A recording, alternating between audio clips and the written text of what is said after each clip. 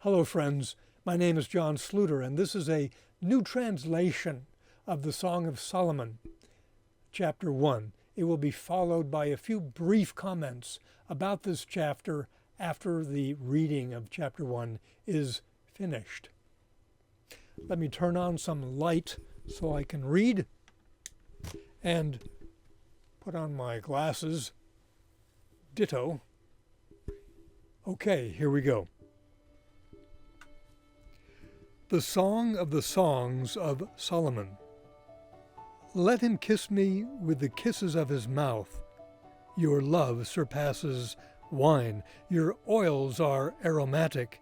You have a name for oil poured out, and so the girls walk after you. Take me with you, we must flee. The king has brought me to his room. Let's rejoice and be glad in you. Let's lift up your love above wine.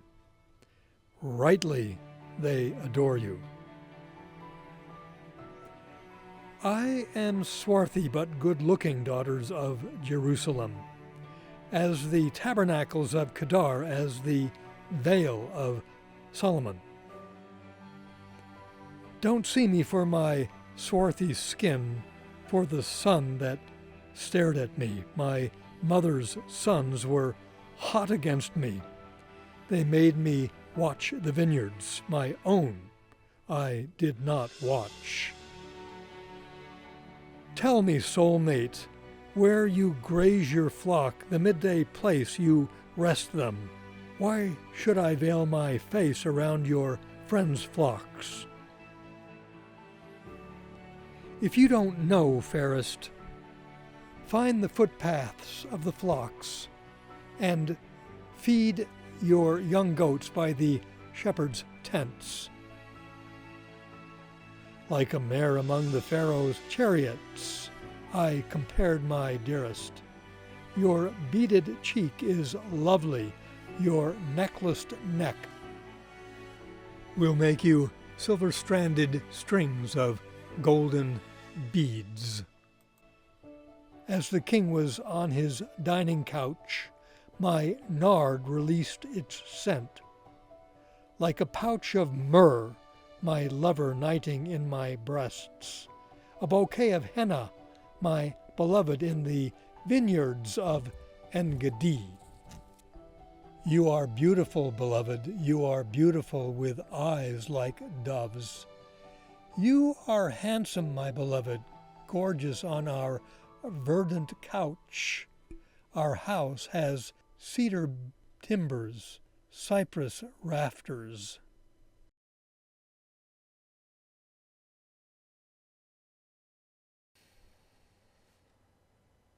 Hey there again. I wanted to talk about three things that particularly struck me about this poem. And the first thing I'd like to draw your attention to is the second line. The first line is the Song of Songs of Solomon, and the second line has really two parts. It kind of shifts in the middle. It starts out, let him kiss me with the kisses of his mouth, and I interpret that, rightly or wrongly, as almost a prayer. It could be a prayer, or else she's just speaking to herself, speaking to the ether, but then it shifts. It goes, your love surpasses wine. At one point she's speaking, in my opinion, to God, and then she's shifting and talking to her beloved. We've seen that kind of a shift caused by intense motion in one other place in the Bible, and that's in Psalm 55, which is a prayer to God, a lamentation. But he is so overwrought with emotion that he can't help himself. He's suddenly in the middle of this lamentation to God, shifts and starts addressing a person whom he is particularly enraged at, a friend who has betrayed him. And then it shifts back. And we see that Same shift here. It's not that she's enraged, but she's so overcome with love that she forgets God and then starts addressing her lover as if he were there. And in fact, it shifts at a certain point to a conversation between them. But I thought that was interesting. That's worth pointing out. I don't doubt that this very sophisticated poet, songwriter, knew that psalm and maybe consciously imitated that part of that psalm, Psalm 55. And the part that I'm talking about is parts, I think, 12, 13, and 14. Okay, so I wanted to talk about that. That kind of illustrates that it's always perilous to underestimate the sophistication and the cleverness of the writers of Scripture, and that certainly goes for the poets in Scripture. Okay, the next part of this song that I particularly wanted to talk about was verses 7 and 8. Tell me, soulmate, where you graze your flock, the midday place you rest them. Why should I veil my face around your friends' flocks? And it goes on. He answers. Well, I'll get to the answer later. But there's a controversy. There's a question about how to translate that, and different people obviously translate it different. But the Robert Alter translation, and I'm always impressed, I always like to read his translations, is that he takes a look at that, why should I veil? The noun that I have engineered into the word veil,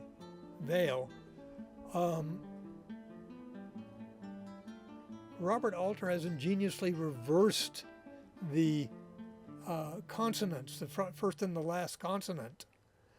And it's a 3-consonant word like most words in Hebrew.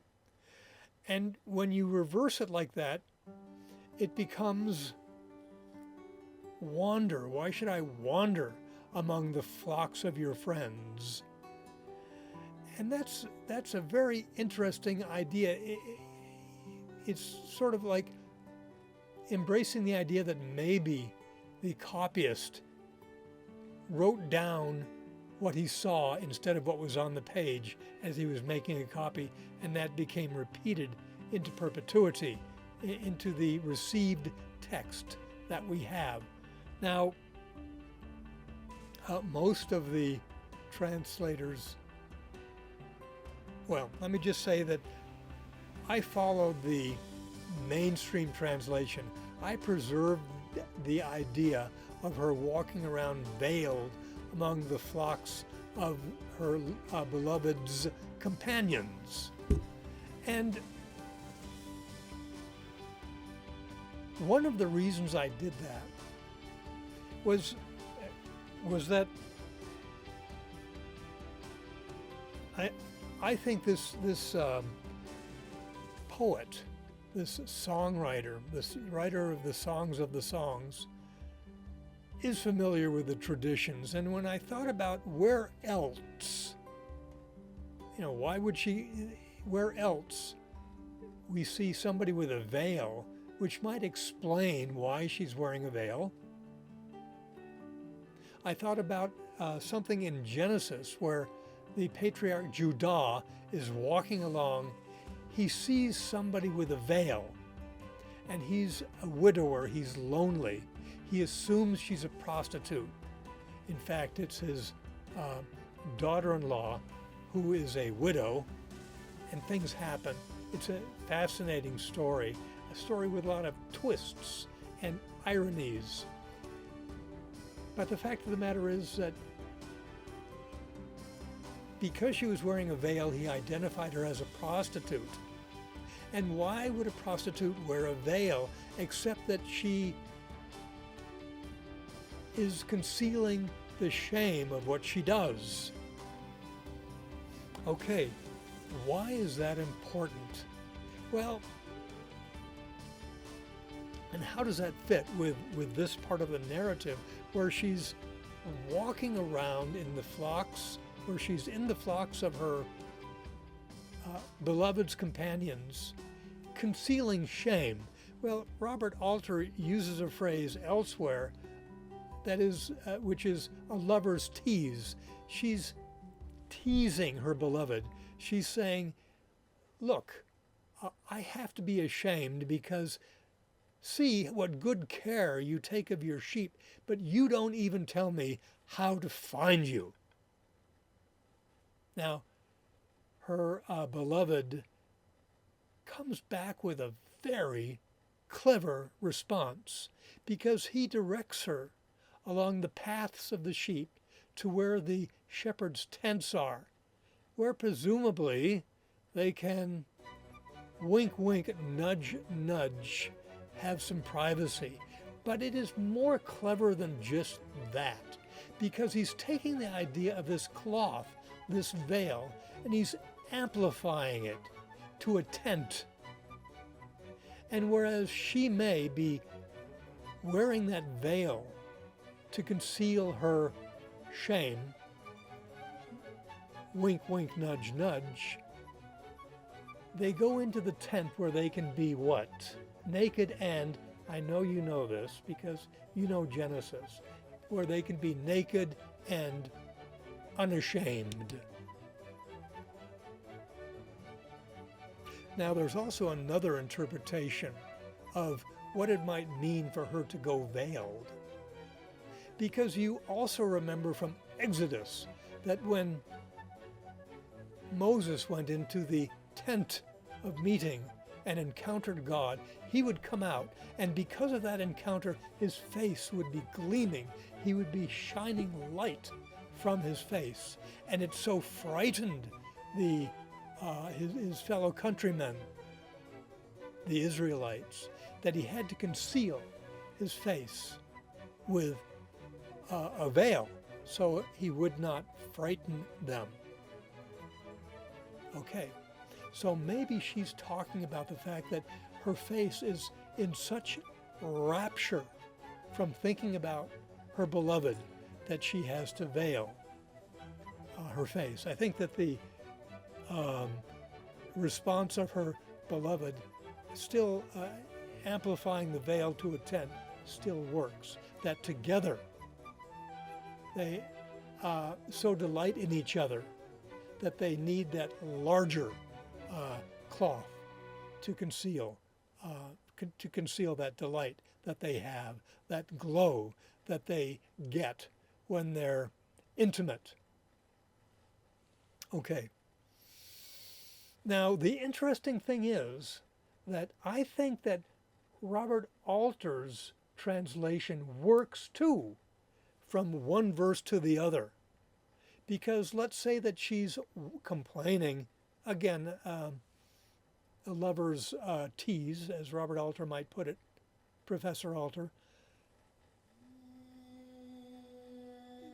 She's wandering and she's complaining, perhaps mock complaining, that she has to wander among her beloved's friends' flocks to look for him. And his answer is clever too, but in this occasion, but in a more poignant way.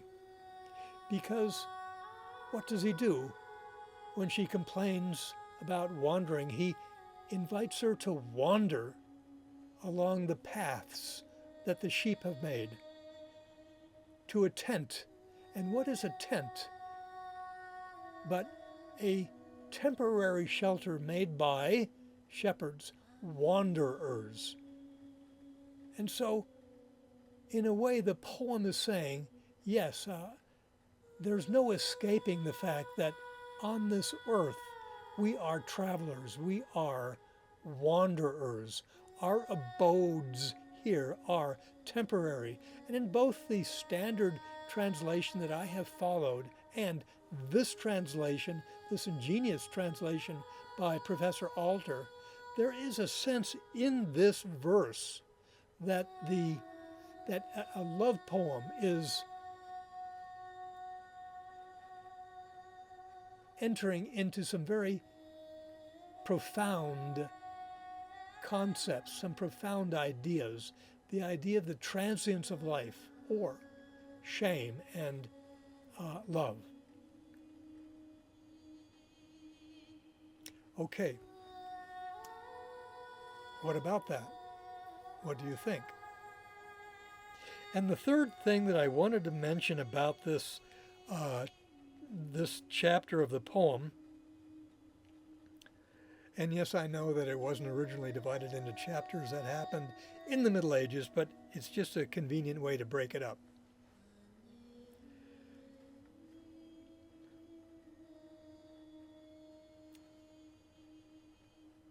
I'm going to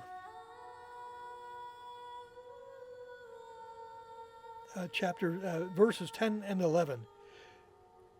Your beaded cheek is lovely. I picture